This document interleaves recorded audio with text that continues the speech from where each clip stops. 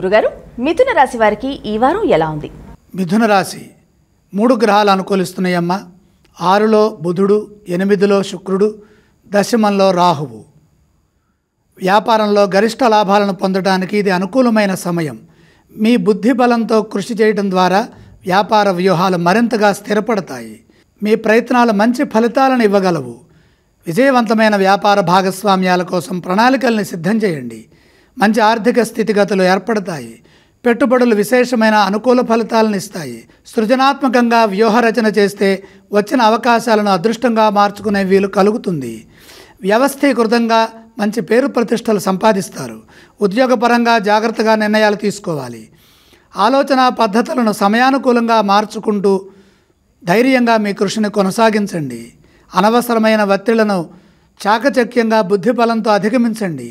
ఏదీ లోతుగా ఆలోచించి మనసుని పాడు చేసుకోవద్దు. తప్పకుండా విజయాన్ని అందుకుంటాను అనే భావనతో పనిచేయండి. క్రమ పద్ధతిలో కార్యాచరణను రూపొందించండి. విజయం మీదే. మిథున రాశి వారు ఎటువంటి స్తోత్రాలను పఠిస్తే వారికి మంచి ఫలితాలు కలుగుతాయి?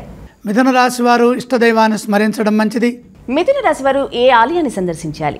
వారం ప్రారంభంలో సూర్యుడు వృశ్చికంలోనే ఉన్నప్పటికీ సోమవారం నుండి సూర్యుడు ధనుస్సు రాశిలో సంచారాన్ని కొనసాగిస్తున్నారు కాబట్టి సప్తమ సూర్యయోగం అనుకూలంగా లేదు కాబట్టి సూర్యుడిని దర్శించండి. వారు ఎటువంటి దానాలు చేయాలి గురుగారు?